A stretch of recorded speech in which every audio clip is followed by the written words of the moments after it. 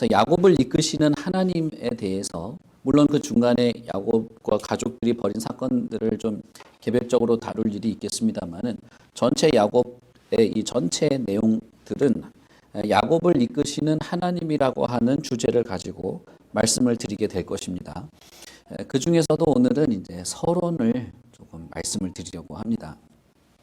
우리가 창세기 26장을 이제 건너뛰었는데 26장에 대한 이야기를 간략하게 말씀드리고 오늘은 27장에서 서론을 조금 말씀드리려고 합니다. 하나님께서 아브라함에게 약속을 하시고 그 약속 안에는 복이라고 하는, 우리가 주로 생명을 말씀드렸습니다만은 어쨌든 그 생명과 관련된 복이 그 약속 안에 있었죠. 그리고 그 아브라함에게 하신 약속은 아브라함과의 이 관계 속에서 하나님이 몇 번에 걸쳐서 아브라함 개인에게만 속한 것이 아니라 아브라함 집에 있는 모든 사람이 그 약속에 포함이 될 것이고, 그리고 그 약속은 이제 한 세대를 건너서 계속 이 세대를 지나면서 상속되게 될 것이다. 아브라함의 후손들에게 상속되게 될 것이다 라고 하는 것을 하나님이 말씀하시고 그것도 약속하신 것입니다. 그래서 아브라함을 지나서 이제 이삭을 낳게 되었고, 또 그 약속은 이삭을 거쳐서 야곱을 통해서 성취해 나가시는 것들을 우리는 이제 앞으로 살펴보게 될 것입니다. 그리고 태초에 인간을 창조하시면서부터 시작하셔서 이 창조된 모든 세계를 하나님께서 주도적으로 역사하시고 이어나가시는 이 하나님의 섭리에 대해서도 살펴보게 될 것입니다. 그리고 이 하나님의 섭리, 태초에 이 세상을 만드시고 그리고 그들에게 약속을 하시고 몇 번의 이 사건들을 우리가 살펴보았습니다만은 수많은 사람들, 그리고 족보에 언급된 많은 사람들의 그 시간들을 통해서 섭리하시는 하나님이 지금도 우리에게 동일하게 섭리하고 계시고 약속하셨던 그 구원을 이루어내신다라고 하는 것들을 우리는 확신하며 성경을 살펴보아야 될 것입니다. 또한 우리는 특별히 야곱을 통해서, 그리고 그 야곱의 그 가정, 이삭을, 오늘 우리가 읽어본 이삭을 포함한 이 가정을 통해서 자신의 삶을 주도하려고 하는 인간의 모습, 그리고 그런 인간, 특히 야곱의 인생에 끝까지 하나님이 개입하시고 간섭하시고 섭리하시면서 이끌어가는 하나님을 우리는 계속해서 알게 될 것입니다. 그런 면에서 우리는 오늘 27장에 이삭이 나이가 많아서 이제 자신이 살 날이 얼마 되지 못하는 것을 느끼고 아들을 불러서 축복하려고 하는 이 장면을 제가 방금 말씀드린 이 전체 주제의 맥락 속에서 살펴보려고 합니다. 우리가 건너뛰었습니다마는 창세기 26장은 이삭이 어떤 사람인지 보여주는 내용이 몇 군데가 있습니다. 창세기 26장에서는 이삭이 여전히 하나님과의 관계를 가지면서 특별히 아버지 아브라함으로부터 상속받은 이 언약에 충실하면서 살고 있는 사람이었다, 살아가는 사람이었다라고 하는 것을 보여줍니다. 마찬가지로 아버지 때와 마찬가지로 이삭이 살던 때도 기근이 들어서 이삭이 이집트로 내려가려고 할 때 하나님께서는 이삭에게 나타나셔서 이집트로 내려가지 말고 내가 너한테 지시하는 땅에 계속 있어라 라고 말합니다. 그러면서 이삭에게 하나님이 뭐라고 말하느냐 하면, 내가 너와 함께 있기 때문에 너에게 복을 주고 내가 이 모든 땅을 너와 내 자손에게 줄 것이다. 내가 내 아버지 아브라함에게 맹세한 것을 이루고 내 자손이 하늘의 별과 같이 번성하게 할 것이다. 너의 자손으로 말미암아 천하 만민이 복을 얻게 하겠다라고 말합니다. 이게 창세기 26장 초반부에 있는 내용이에요. 그러니까 하나님은 여전히 이삭에게 약속에 근거한 어떤 행위, 그리고 약속에 근거한 어떤 미래, 그리고 약속에 근거한 소망을 가지도록 이삭에게 요구하고 있다는 것을 알 수 있죠. 그래서 하나님은 여전히 아브라함 언약을 기억하고 계시고 그 약속을 상속받은 이삭에게 그 약속에 충실할 것을 당연히 요구하고 있다는 것을 알 수 있습니다. 그리고 26장에 이 하나님이 그 아브라함에게 한 약속을 상기하는 장면은 계속 반복돼요. 창세기 26장 24절에도 보면 하나님께서 이삭에게 나타나서 나는 내 아버지 아브라함의 하나님이다. 그러니 두려워하지 말아라. 내 종 아브라함을 위하여 내가 너와 함께 있어 내게 복을 주어 내 자손이 번성하게 하리라 라고 말합니다. 이 중간에 이 하나님이 약속을 다시 상기하는 이 중간에 항상 기근이면 기근, 블레셋과의 분쟁이면 분쟁, 그런 사건 속에서 계속 이렇게 이삭에게 하나님이 말씀하시는 것이죠. 그리고 그러한 인생을 살아오던 이삭이 결국에는 어떤 평가를 받느냐 하면 블레셋 사람, 특별히 이제 블레셋 왕 아비멜렉에게 어떤 평가를 받느냐 하면 이 아비멜렉은 아브라함하고도 관계가 있었습니다. 그래서 이 아비멜렉은 아브라함에게도 이런 말을 해요. 하나님이 너와 동행하는 것을 내가 봤다. 그러니까 아브라함 당신이 우리 블레셋 사람들을 해치지 않을 거라는 약속을 했다고 이런 전력이 있습니다. 이 아비멜렉이. 그래서 아브라함이 우물 앞에서 아비멜렉하고 약속을 하거든요. 약속할 때 양을 7마리 가져와다가 그것을 제물로 삼아서 약속을 합니다. 그래서 그 우물이 있던 지역을 브엘세바라고 부르는 거예요. 이 브엘세바는 특히 이 참 창세기 아브라함과 이삭 이 가족 안에 참 의미가 깊은 지역이죠. 하갈이 쫓겨났다가 죽기 전에 하나님에 의해서 생명을 건진 곳도 브엘세바이죠. 이 브엘세바라는 말은 7개의 우물 이런 뜻도 되고 약속한 맹세의 우물 이런 뜻도 됩니다. 이 양 7마리를 가져다가 약속을 했기 때문에 그런 이름을 붙인 것 같아요. 세바라는 말이 7이라는 뜻이 됩니다. 세븐이랑 발음이 똑같아요. 어쨌든 그런 전력이 있습니다. 그런데 그 아들 이삭도 블레셋과 아비멜렉과 분쟁이 있었어요. 우물 때문에 분쟁이 있습니다. 그런데 이삭을 그 블레셋과 분쟁이 있는 이삭을 하나님께서 약속을 다시 상기시키시면서 약속에 충실할 것을 요구를 하셔요. 다른 것을 요구하지 않습니다. 그리고 이후에 아비멜렉이 이삭에게 와서 뭐라고 말하느냐 하면 여호와께서 너와 함께 계심을 우리가 분명히 보았으므로 이렇게 말해요. 그러니까 아비멜렉은 이삭의 아버지 아브라함에게서 본 것을 이삭에게서도 봤다는 거예요. 그러니 이삭은 분명히 이 약속을 상속한 사람인 것이죠. 그래서 아비멜렉이 이삭하고도 약속을 합니다. 우리 서로 싸우지 말자. 그래서 이삭이 마지막으로 판 우물도 7번째 판 거거든요. 6개를 판 걸 다 빼앗기죠. 블레셋에게 빼앗깁니다.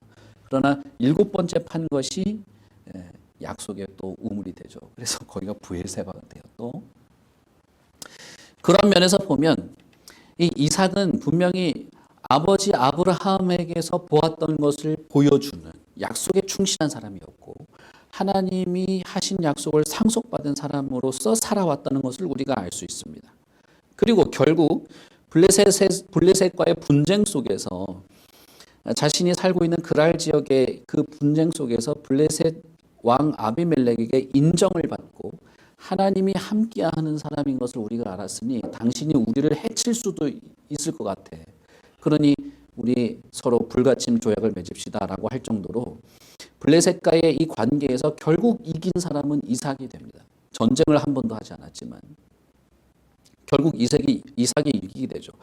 그렇게 이삭이 이길 수 있었던 것은 그가 하나님과의 각별한 관계에서 하나님의 보호와 하나님의 섭리 속에 있는 자임을 그들이 알게 되었기 때문이죠. 아비멜렉은 그것을 알게 되었던 것입니다. 그럼으로써 하나님의 도움으로 생명을 건졌던 하갈처럼 하나님의 도움으로 이길 수 있었던 것이죠. 그런 면에서 아비멜렉의 눈에 비친 이삭은 아브라함의 복, 아브라함과 함께하는 하나님을 상속받은 사람이었습니다. 그런데 그러한 이삭에게도 그러한 이삭의 가정 안에도 우리가 알듯이 결함과 어두움이 있었습니다. 우선 이 이삭 부부, 이삭과 리브가의 편애가 있습니다. 이 편애, 이삭은 에서를 더 좋아했고 리브가는 야곱을 더 좋아했죠. 이 부부의 편애는 그렇지 않아도 원만한 사이가 아니었던 형제를 더욱 갈라놓기 시작한 것이에요. 그리고 또 하나의 이 이삭 가정의 어둠은 무엇이냐면 큰아들 에서가 아버지와 어머니의 바람을 따라서 하나님의 말씀에 충실한 아이가 아니었다는 것입니다.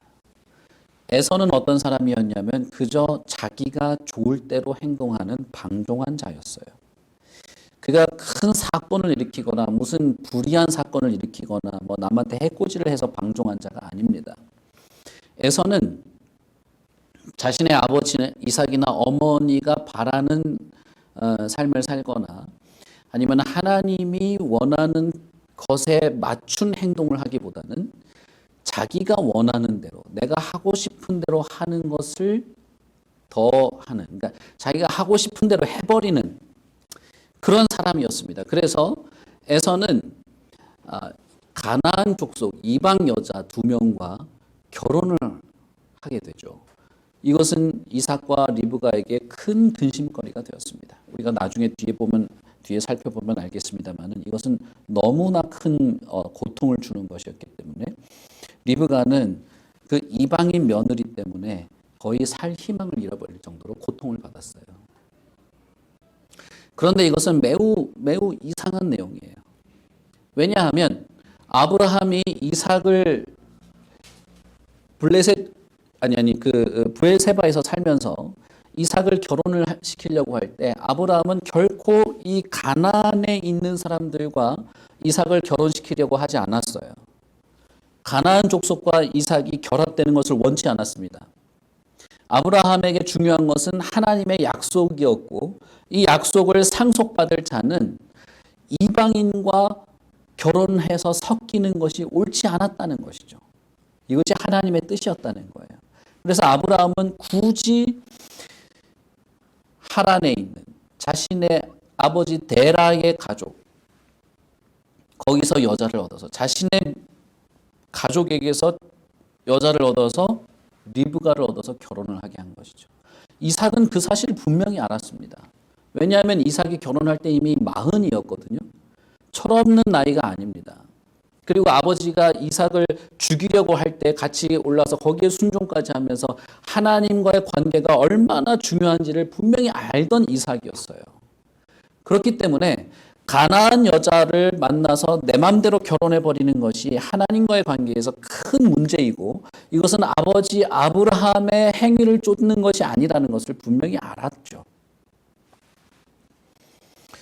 그렇기 때문에 이삭이 에서가 가나안 여인과 무절제하게 2명, 3명씩 결혼하는 것에 대해서 동의를 하거나 그것을 이렇게 허용했을 리가 없습니다. 그러나 에서는 어떤 사람이었느냐? 할아버지 아브라함이 어떻게 하나님의 약속을 지켜오려고 했는지, 우리 아버지 이삭이 자신의 목숨을 내놓으면서까지 하나님을 어떻게 잘 섬기려고 했는지에 대해서는 관심이 없었어요. 그저 내가 하고 싶은 대로 하겠다는 거예요. 여러분, 이것은 부모 자식 간의 관계에서의 문제가 아니에요, 사실은. 이것은 결국 하나님에 대해서도 그렇게 하게 되는 것입니다. 여러분, 우리 10계명의 제5계명이 무엇입니까? 내 부모를 공경하라 아니에요?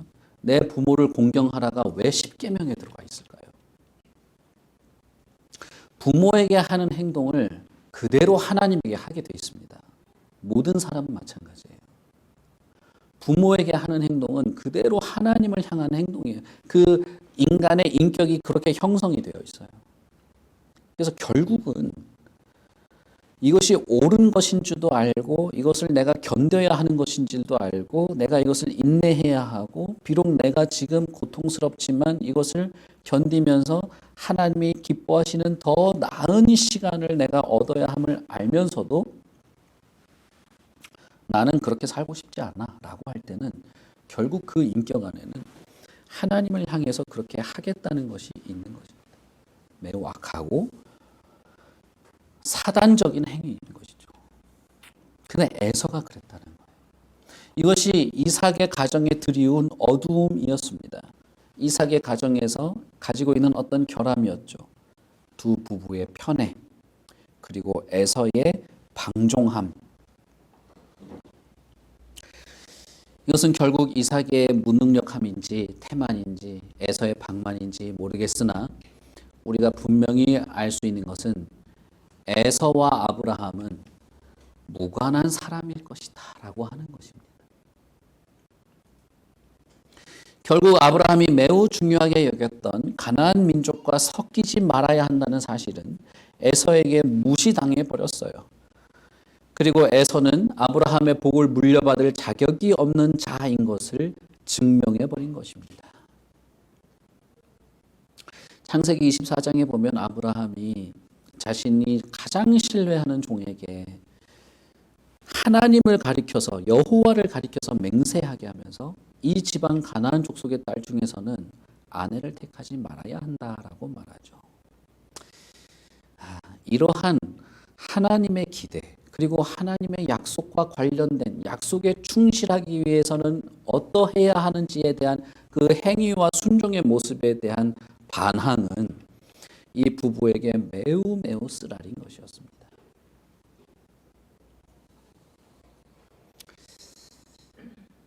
이것은 정말 불행한 것입니다. 그래서 결국 우리는 이 서론에서 26장에서 보였던 이삭의 모습과는 전혀 뭐랄까요, 이게 참 정말 반전되는 것 같은 이 이삭 가정의 이런 어두운 모습에서 우리는 에서가 하나님의 약속 그리고 그 약속에 포함하고 있는 복을 결국 잃어버리게 될 것이다 라고 하는 것을 알 수 있게 됩니다. 젊은이의 우둔함, 늙은이의 무관심, 그것이 결국 그 대가를 치르게 되는 것이죠. 여기에서 우리는 창세기 27장의 이 서론에서 야곱 이야기의 서론입니다. 여기서 우리는 두 사람을 주목할 수 있게 됩니다. 그것은 이삭과 야곱이에요.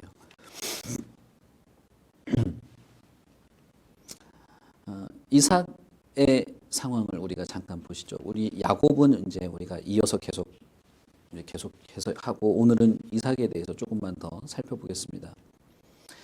이삭을 먼저 봅시다. 여러분, 우리는 이삭이 나이가 많아 눈이 어두워서 잘 보지 못하는 사람이 되었다라고 하는 것을 알 수 있습니다. 그리고 그는 자신이 얼마 살지 못하게 되었다라고 하는 것도 느끼고 있음을 알게 됩니다. 자, 그러면 이삭에게 중요하게 된 것은 무엇일까요? 이제 여호와의 약속, 우리 아버지 아브라함과 하나님과의 관계에서 그렇게 지켜졌던 이 약속, 자신도 평생 그것을 약속에 의지해서 살아왔던 바로 이 약속, 하나님을 향한 어떤 신뢰, 하나님의 신실한 어떤 섭리, 그 약속 안에 포함된 모든 은혜로운 복들, 이거 다 이 총체를 말하는 것입니다. 이것을 이제는 유산으로 상속으로 남겨야 될 시기가 왔다는 것이에요. 그럼 어떻게 됩니까? 자식을 불러서 해야 되겠죠. 그런데 우리가 창세기 27장 1절을 잘 보시면 이삭은 맏아들 에서를 부릅니다. 그리고 4절에 보시면 내가 죽기 전에 이렇게 말하죠. 내 마음껏 내게 축복하게 하라라고 말합니다. 여러분, 여기서 우리는 이삭이 어떤 사람인지를 다시 한번 생각해 보게 돼요. 오늘 말씀드리고 싶은 것은 이것입니다. 자, 여러분, 우리는 야곱이 살아있는 동안에 12명의 아들을 낳은 것을 알고 있죠.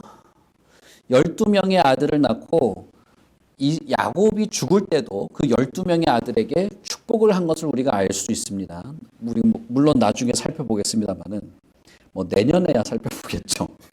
얼마나 걸릴지 저도 모르겠지만 우리가 이제 상식적으로 알고 있는 내용이니까 여러분 한번 그 상황을 한번 상상해 보세요. 큰아들 르우벤부터 시작해서 쭉 해서 막내 요셉의 두 아들까지 12명을 부르죠. 야곱이 죽기 전에. 불러서 차례대로 쭉 축복을 합니다. 그리고 막내 요셉의 두 아들은 손을 엇갈려서 이렇게 축복을 하고, 그때 그 장면을 여러분 잘 보시면 야곱은 12아들을 다 불러요. 부르고 선지자로서의 어떤 예언적 설교를 합니다. 그리고 한 명씩 축복을 하게 되죠. 이것이 일반적인 족장의 축복이라고 보시면 돼요. 그런데 여러분 이삭을 보십시오. 이삭에게는 아들이 2명 있었습니다. 2명 있었는데 왜 에서만 불렀을까요? 에서만 불렀고, 그리고 에서에게 내가 너한테 축복하겠다라는 말을 꺼냅니다. 그러니 야곱은 모르고 있는 상태죠. 어떤 일이 벌어지는지. 이삭과 에서만 아는 것입니다. 그리고 4절에서 보시면 내 마음껏 내게 축복하게 하라 라고 말하죠.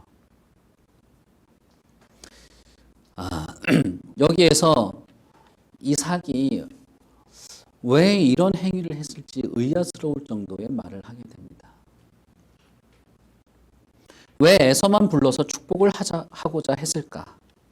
자식들을 모두 불러놓고 축복하는 것이 일반적이었음에도 불구하고 더욱이 에서는 이미 가나안 족속의 여자 2명과 결혼함으로써 아버지의 마음을 상하게 하고 있었고, 자신의 아버지 아브라함이 반드시 지키려고 했던 그 이방인과는 결혼하지 않아야 하는 그런 것을 어기고 있었고, 그리고 이미 자신의 아내 리브가의 뱃속에서 2 아들이 있을 때 하나님이 야곱을 선택하신 것을 알고 있음에도 불구하고 이삭은 에서만을 불러서 내 마음껏 내게 축복하겠다고 하는, 정말 어찌 보면 놀라울 정도의 행위를 하고 있다는 것입니다. 어쩌면 이삭이 에서를 더 사랑했다고 하는 그 앞부분의 말에서 우리는 그 행동의 근거를 찾을 수도 있을 것입니다. 우리는 이삭의 이 모습에서 적극적으로 하나님의 약속과 그 복을 상속해야 하는 약속의 후손이 스스로 무언가를 결정하고 주도적으로 하려고 하는 행동을 봅니다. 약속에 의존해서, 적극적으로 하나님의 약속에 의존해서 살아야 하는 이 사람이 무언가 내가 주도적으로 뭔가를 하려고 하는, 특히 자기가 사랑하는 아들을 위해서, 이 아들이 방종하고 방만한 자이고 하나님의 결정, 하나님의 선택이 야곱에 있음을 어렴풋이라도 알고 있음에도 불구하고 이런 행동을 한다는 것입니다. 자기가 뭔가 주도권을 가지고 뭔가 결정을 하고 있다는 거예요. 그래서 여기서 보시면 4절에 보시면 내가 즐기는 별미, 내가 마음껏, 이런 말을 하죠. 여기서 이삭은 내가라는 말로써 뭔가 자기가 주도적으로 하려고 하는 지금 이 상황이 있다는 것을 느끼게 만듭니다. 26장하고 너무 달라요. 26장에서는 블레셋이 와서 우물을 메워버리면 피했죠. 굳이 싸워 나가려고 하지 않았습니다. 내가 이렇게 하지 않았어요. 그러나 27장에서는 내가 즐기는 별미, 내가 마음껏, 이런 말을 하고 있는 것이죠. 이 이삭의 이런 결정과 행위는 이 가정에 엄청난 폭풍을 몰고 옵니다. 그리고 그 폭풍은 야곱의 전 인생이, 사실 어떻게, 물론 야곱의 인생이고 야곱의 결정이 많이 있습니다만은 자신의 그 아들, 그 가족이 겪게 되는 백몇십 년의 시간이 정말 불행하게 느껴지게 만들어요. 이삭의 이 결정, 결국 내가 사랑하는 에서에게 복을 주리라, 내 마음껏, 특히 여기서 말하는 내 마음것이라는 것에 포함된 것은 야곱을 위해서는 어느 것 하나 남겨놓지 않고 이삭에게 전부 주겠다는 의미예요. 그래서 나중에 여러분 우리가 알지 않습니까? 에서가 와서 저를 위해서 빌어줄 축복이 없습니까? 라고 할 때 이삭은 단 하나도 남겨놓지 않았던 거예요. 그러니까 그 말은 무엇이냐면 야곱을 위해서는 어느 것도 주고 싶지 않았다는 것이죠. 이게 이삭이 자기 주도적으로 내린 결정이에요. 자신의 인생과 아들의 미래와 인생에 대해서 내가 주도적으로 뭔가를 하고 싶었던 것이에요. 그러나 여러분, 5절부터 시작되는 이 내용에서 우리는 이삭의 의도대로 흘러가고 있지 않다는 것을 알 수 있습니다. 그것은 리브가가 자신의 남편을 속이고 야곱이 자신의 아버지를 속였기 때문이죠. 이삭은 속았습니다. 리브가의 제안은 아버지를 속이자는 것이에요. 아버지를 속이고 아버지가 하려는 축복을 너가 받아야 한다라고 하는 것이었습니다. 이 리브가의 제안을 들은 야곱은 정말 이 야곱과 이삭은 어떤 면에서는 참 이렇게 일맥상통하는 면이 있는데, 이 제안을 들은 야곱은 아버지를 속이는 것을 걱정하지 않습니다. 내가 어떻게 아버지를 속일 수 있나요? 아버지를 속여서는 안 되는 것이 아닌가요? 그러지 않아요. 이삭이 걱정한 것은 무엇입니까? 내 속임수가 들통나면 어떡합니까? 정말 이게 통할까요? 내 속임수가 들키면 내가 저주를 받지 않을까요? 이것이 그의 걱정이었습니다. 야곱이 결국 이삭으로부터 약속된 축복을 받는 것이 하나님의 약속, 어머니의 뱃속에 있을 때 하나님이 한 선택을 생각나게 하는 어떤 그런 사건이라 할지라도 눈먼 아버지를 속이고 아버지의 뜻을 거스르는 것은 저주를 받을 만한 죄입니다. 그리고 분명 야곱은 그의 험악한 인생이라고 고백할 만큼 정말 파란만장한 삶을 살게 되게 되는 것입니다. 결국 야곱의 간교한 행동으로 이삭은 속았고 이삭의 의도와는 전혀 다른 야곱에게 축복을 하게 된 것이죠. 다시 말하면 이삭의 계획과 이삭의 어떤 그 원함은 성취되지 못한 것입니다. 이삭이 야곱에게 축복하는 축복의 내용들을 보시면 아브라함 언약을 생각나게 하는 그 문장이 별로 없어요. 아브라함 언약을 생각나게 하는 문장은 맨 마지막에 너를 저주하는 자는 저주를 받고 너를 축복하는 자는 복을 받기를 원하노라 하는 그 문장이죠. 이것은 하나님께서 아브라함에게 했던 약속에 포함된 것이었습니다. 아브라함 언약을 받은 이 약속의 백성이 가지는 어떤 왕적 어떤 그 권위를 드러내는 말이죠. 이것을 통해서 이삭은 자신이 가지고 있는 모든 것과 그리고 하나님의 약속을 포함한 그 약속에 포함된 복까지 전부 야곱에게 준 것을 우리는 알 수 있습니다. 결국 이삭의 주도적인 의도에도 불구하고 자신의 의도대로 흘러가지 않았고 결국에는 하나님의 섭리, 하나님의 의도, 하나님의 뜻을 꺾지 못했다는 것입니다. 이 불쌍한 가족사는 앞으로 100몇십 년의 시간을 이어가게 될 것입니다. 그럼에도 불구하고 이 사건, 이삭의 아집, 그리고 야곱의 간교함, 이 불행한 가족의 불화 속에서도 하나님이 그 불화와 간교함과 아집의 상황에서도 하나님이 그것들을 움직여서 하나님의 뜻이 이어지도록 하고 있다는 점을 우리는 주목할 필요가 있습니다. 이것이 어째서 서론인가? 야곱의 전 인생이 그렇기 때문입니다. 야곱의 전 인생은 물론 여기서 아버지를 속이는 장면부터 시작해서 자신의 목적을 이루기 위해서, 자신의 욕구를 관철시키기 위해서 무엇이든 하고자 했던 인생이고 자신이 자신의 인생에서 뭔가 주도권을 잡으려고 애쓰고 노력했던 인생인데 결국 그것을 하나님께서 보시지만 하나님의 뜻을 이루는 방식으로 사용하고 움직여가고 회전시키고 있다는 점입니다. 야곱 이야기를 우리가 몇 주간에 걸쳐서 살펴보겠습니다만은 우리가 한 가지 가져야 될 결론은 이거예요. 하나님이 이 불쌍한 인생을 그냥 내버려 두지 않으시고 결국은 하나님께서 하나님의 뜻을 이룰 방향으로 그 인생을 이끌어 가신다는 것입니다. 그러나 그 가운데에서 하나님의 약속에 의존한, 하나님의 말씀과 하나님의 약속에 의지한 삶을 살지 않게 되었을 때 그 과정은 무척 불행한 과정이었다는 거예요. 이것이 여러분 26장과 너무 대비가 돼요. 26장에서 이삭은 여전히 힘든 상황이었습니다. 우물을 팔 때마다 빼앗겼으니까요. 그러나 그때마다 하나님은 이삭에게 다가와서 두려워하지 말아라. 내가 너에게 한 약속을 너는 생각하고 그 약속에만 충실하면 된다. 내가 너를 통해서 많은 사람들에게 복을 얻게 해주겠다라고 했기 때문에 이삭은 자기 주도권을 드러내려고 하지 않았어요. 그리고 결국 그는 블레셋 앞에서 승리를 얻게 됩니다. 블레셋이 스스로 찾아와서 당신은 아브라함처럼 하나님이 동행하는 사람인 것을 내가 알겠다. 우리를 힘들게 하지 않았으면 좋겠다. 결국 이삭이 승리하게 되죠.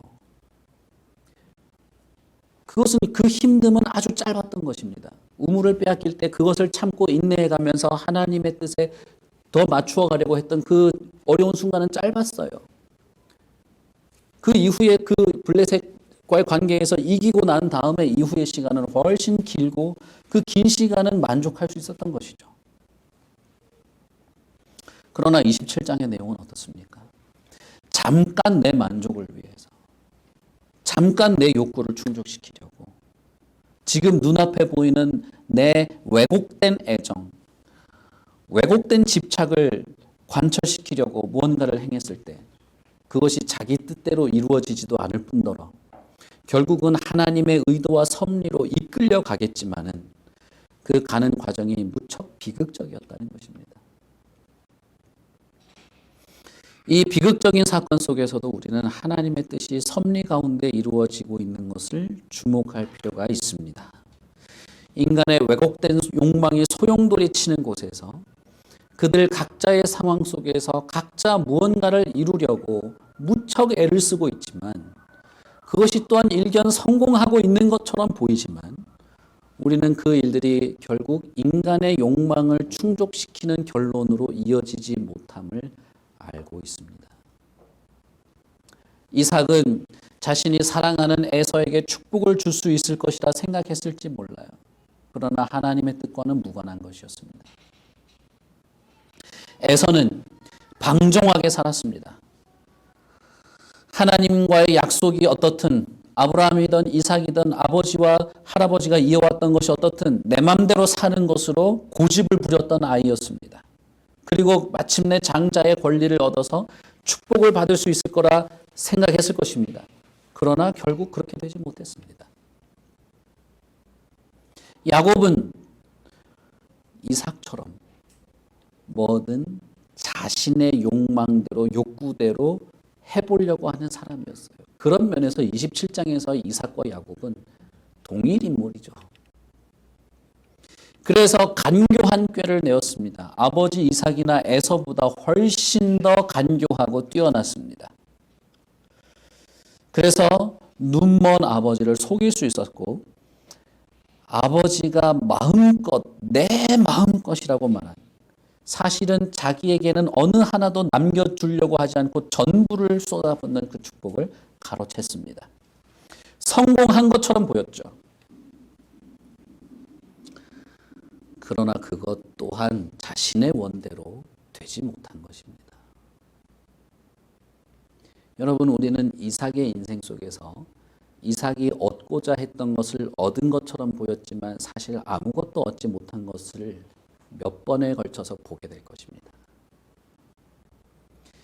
그런 가운데에서 성취되고 있는 것은 무엇이냐면 하나님의 뜻이에요. 하나님의 계획들입니다. 하나님이 이 인간의 자기 욕망에 충실한 이 인간들의 그 왜곡된 욕망들이 이렇게 솟아나는 것을 그들이 어떻게든 해서 내 마음대로 되는 것 같아 보이는 상황이지만 결국은 하나님의 목적을 향하여 이끌어가는 것을 막을 수 없었다는 거예요. 우리는 이 하나님을 기억하셔야 합니다.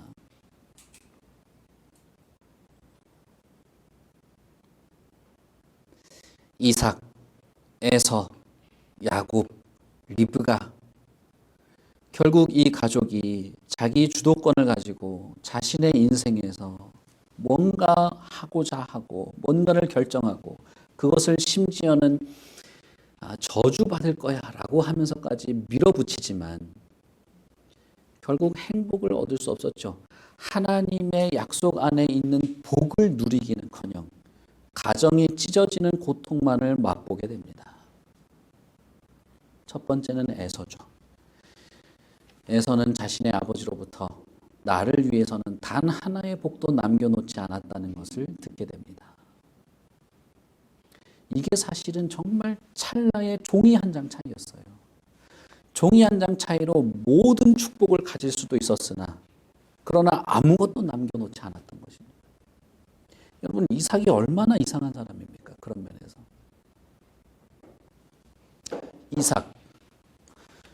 이삭은 자신이 사랑하는 에서에게 모든 것을 주고 싶었을 것입니다.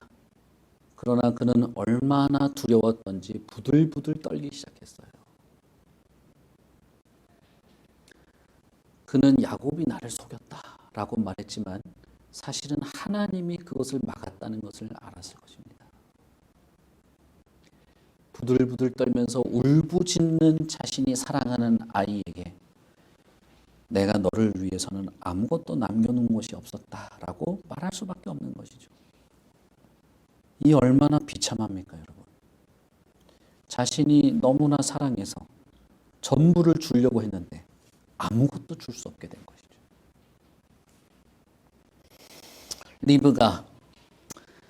리브가는 정말 극적인 사람입니다. 리브가는 자신의 큰아들 에서가 분노에 휩싸여서 야곱을 죽여버리겠다고 할 때 자신의 오빠 라반에게 아들을 보내려고 결정하죠. 결정하면서 화해의 기회라든지 용서의 기회라든지 회개의 기회라든지 아무것도 남겨놓지 않아요. 그리고 하는 말이 내가 너 빨리 가라. 너 죽을지도 몰라.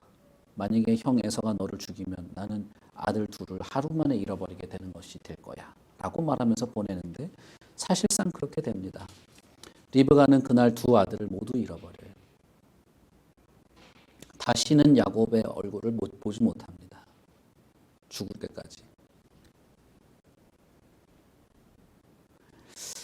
이러한 제멋대로의 결정, 자신의 인생을 마치 자기 것인 것 마냥 해버리려고 하는 것들. 안타까운 것은 이삭이 자신의 인생의 마지막 순간에 이런 일을 했다는 것입니다.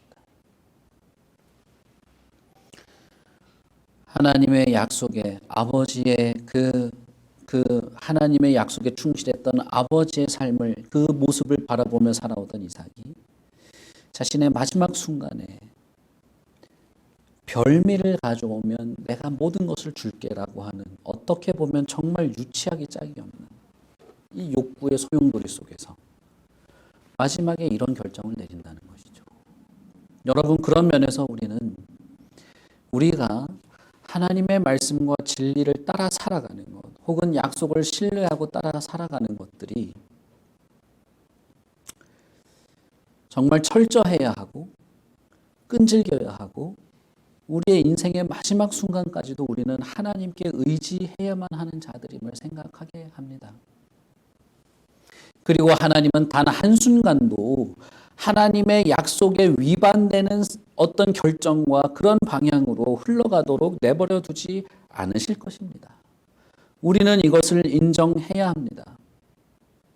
내가 무엇을 결정하던 무엇을 목표로 하던 그것이 아무리 그럴듯해 보이고 아무리 거룩해 보일지언정 하나님의 뜻과 하나님의 어떤 의도와 어긋나서는 안 되는 것이에요.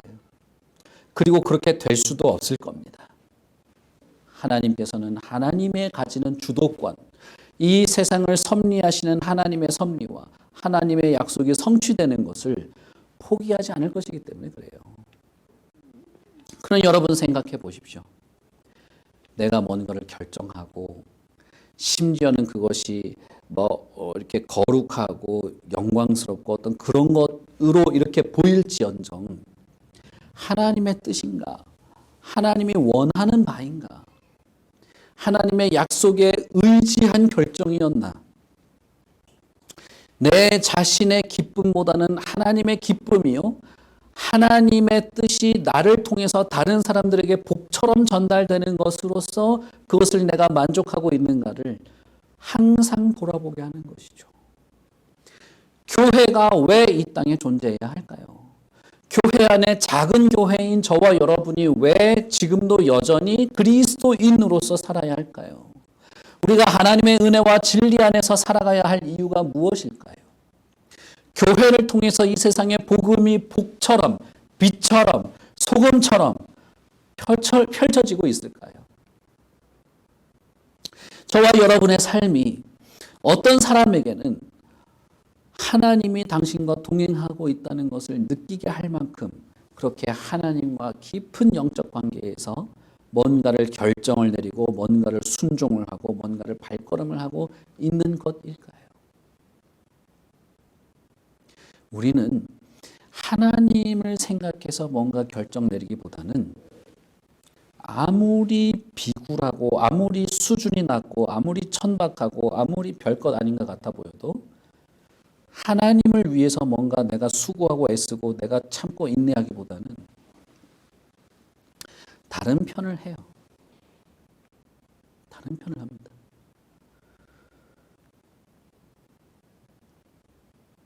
그래서는 안 되는 것입니다. 왜냐하면 그것은 그것으로만 끝나는 것이 아니고 하나님이 그 사람을 다루시고 하나님의 약속이 성취되는 과정 속에서 오히려 그에게 아픔만을 남길 수 있기 때문인 것입니다. 우리는 이후에 야곱의 삶을 통해서 그것을 살펴보게 될 것입니다. 하나님께서 우리를 인도하시고 인격을 바꾸시고 고치시는 분이라는 사실을 발견하고 살펴보게 될 것입니다. 만약에 우리가 이것을 인정하지 않고 겸손히 내려놓지 않는다면, 하나님이 우리를 바꾸시려는데 그것을 인정하고 겸손히 내 자신을 하나님께 맡겨놓지 않는다면 우리가 이삭과 야곱의 인생을 통해서 그것을 보게 되는 것이죠. 그것은 우리의 인간사에서도 마찬가지입니다. 잠깐 내가 편하려고 시간을 낭비한다면 그 사람은 몇 년의 시간을 고생할 수도 있어요. 잠깐 내가 편하려고 나태하다면 그는 그의 인생이 전반적으로 불우해지는 것을 느낄 수도 있습니다. 그것은 저와 여러분이 인생에서 계속 경험한 것 아닙니까? 제가 이런 말 할 자격은 없어요. 저도 정말 나태한 사람이고 정말 내 멋대로 살기를 좋아하는 사람이죠. 제가 잘나서 이런 말씀을 드리는 게 아닙니다. 성경에서 이런 말을 하고 있기 때문에 드리는 말씀입니다. 여러분, 우리는 이 하나님을 인정해야 합니다. 그리고 이 하나님을 기뻐해야 합니다. 하나님께서 나를 뜯어 고치신다. 하나님께서 나를 섭리하셔서 하나님의 뜻대로 이끌어 가신다. 그 하나님을 인정하고 내가 겸손히 하나님께 나를 맡기고 하나님이 기뻐하고 하나님 편에서 생각한다면 이것을 내가 수용하고 받고 나의 인격과 나의 삶의 모든 방향들이 하나님의 뜻대로 이끌어지기를 기대하셔야 합니다. 그렇다면 여러분, 내 욕구가 좌절되어서 슬퍼질 것이라고 하는 그 거짓된 사단의 속임수에 넘어가지 않을 수 있는 것입니다. 예전에 제가 어떤 개척교회에 있을 때 그 교회에 어떤 자매가 왔어요. 자기 오빠의 추천을 받고 온 거예요, 교회에. 와가지고 이제 예수를 잘 믿으라는 충고를 받고 온 거죠. 근데 예배를 한번 딱 드리고 나서 제가 이제 담당이어서 이렇게 대화를 하는데 이 얘기를 하는 거예요. 그런데 교회 다니면서 예수를 믿으면 내가 영화 보는 것도 좋아하고 주말에 친구랑 놀러 다니고 여행 다니는 것도 좋아하고 사실은 뭐 이렇게 어디 클럽 같은 데 가서 그렇게 친구들이랑 놀고 그런 것도 좋아하고 하는데 예수 믿으면 영화도 못 보고 여행도 못 보고 뭐 못 가고 뭐 그래서 재미가 없을 것 같다. 그래서 사실 선뜻 용기가 나지 않는다. 그런 말을 하는 거예요. 여러분, 저와 우리들과 그 자매가 크게 다르지 않아요. 하나님의 뜻을 따르려고 할 때, 하나님의 뜻을 따르려고 할 때, 내 욕구가 채워지지 않으면 내가 불행할 거야. 하나님의 말씀에 내가 순종하면서 내가 육체적으로 정신적으로 내가 좀 인내해야 되고 괴로울지라도 결국 하나님의 선하신 뜻대로 이끌어지는 것이 참된 만족이라는 사실을 인정하지 못하면 내가 이렇게 힘들게 살아야 돼? 내가 이렇게 힘들게 공부하고 내가 이렇게 힘들게 사람들하고 살고 내가 이렇게 막 해야 돼? 그러면 내가 불행해지는 거 아닌가? 내가 사람들한테 무시당하는 거 아닌가? 그건 사단의 유혹이에요.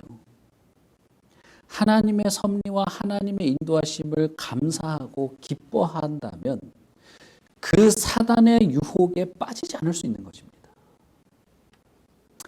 우리는 이것을 경험으로 잘 알아요. 경험으로 잘 아는데도 잘 안 되는 것이죠. 여러분, 이 하나님을 인정하십시오. 믿으십시오. 하나님은 우리를 인도하시고 우리의 인격을 고치십니다. 우리의 마음을 매만지시고 우리의 믿음이 자라도록 하시고 악과 불의한 것과 허탄한 것과 허망한 것에서 허망한 것을 분별하게 하시고 하나님의 섭리 안에서 하나님의 인도하심을 따라 사는 삶이 풍족하고 만족한 것을 알게 하십니다. 그러니 이 하나님을 신뢰하십시오. 우리 같이 기도하겠습니다. 하나님 아버지 은혜를 참 감사합니다. 하나님께서 결국 하나님의 뜻을 이루실 것입니다. 이삭이 그리고 야곱이 에서와 리브가가 각자의 욕구를 각자의 자리에서 결국 서로에게 상처를 입히면서 얻으려 하였지만 그러나 그 모든 인간 군상의 상황 속에서 결국 하나님의 뜻이 이루어져 가는 것들을 보게 될 것입니다. 우리는 그것을 기대합니다. 우리 각자의 인생에서도 하나님의 약속 안에서 하나님이 이루시는 일들이 성취될 것을 잘 압니다. 하나님, 우리의 마음을 매만지시고 우리의 교회를 붙잡으시고 우리의 가정과 우리의 가족들을 하나님께서 지켜주시옵소서. 하나님의 선하신 뜻 안에서 하나님의 기쁨이 우리의 만족이 되게 하시고 하나님의 약속에 의지하여 살아가는 삶을 잘 살아가도록 충실히 살아가도록 우리를 늘 고치시고 새롭게 하여 주시옵소서. 이삭이든 야곱이든 사실은 내 자신과 크게 다르지 않은 정말 그런 사람입니다. 욕망과 욕구 속에서 살아가는 나와 같은 사람인 것을 봅니다. 하나님이요, 우리 가운데 항상 함께 하시고 하나님 앞에서 우리가 겸손하게 하게 하시고 하나님의 뜻과 진리를 잘 이해하고 서로 용기를 북돋우며 돕고 하나님의 뜻을 따라 살아가는 참된 공동체로 우리가 세워지게 하여 주시옵소서. 감사합니다. 예수님 이름으로 기도합니다. 아멘.